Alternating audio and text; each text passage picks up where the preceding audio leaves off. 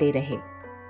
ऐसी ही एक कहानी है किस्सा गौतमी की, जो अपने बेटे को खोने के बाद बहुत दुख में थी और भगवान बुद्ध के पास आग्रह करने गई थी कि वे उनके बेटे को फिर से जीवित कर दें।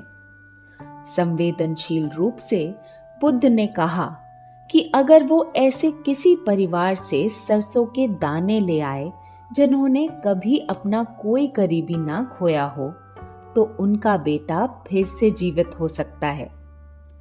जब गौतमी इस तलाश में निकली तो उन्होंने पाया कि ऐसा कोई घर था ही नहीं, और तब उन्हें समझ आया कि बुद्ध क्या समझाना चाहते थे।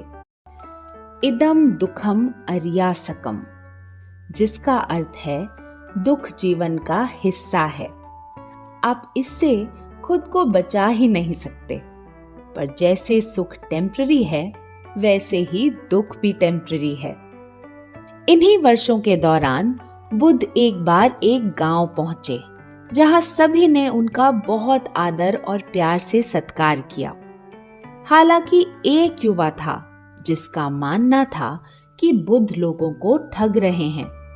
उसने गुस्से में आकर बुद्ध के ज्ञान और सीख पर सवाल उठाए। गौतम बुद्ध ने मुस्कुराते हुए उससे पूछा, मानो आप किसी को कोई उपहार देते हैं और वो उसे लेने से मना कर देता है, तो वो उपहार किसके पास जाएगा? वो युवा बोला, मेरे पास। तब बुद्ध बोले, बिल्कुल इसी तरह से मैं आपका गुस्सा लेने से इनकार करता हूं, तो आपका गुस्सा सिर्फ आपको ही हानि पहुंचाएगा। उन्होंने सिखाया कि अगर हमें किसी का व्यवहार पसंद ना आए तो हमें उस पर तुरंत प्रतिक्रिया देने की कोई जरूरत नहीं है। अगर हम उसे अपने ऊपर ले ही ना, तो वो बात वापस उसी व्यक्ति के पास चली जाएगी।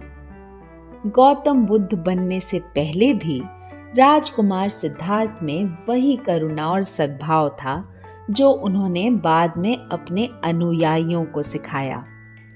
बचपन की बात है, एक बार उन्होंने एक घायल हंस को देखा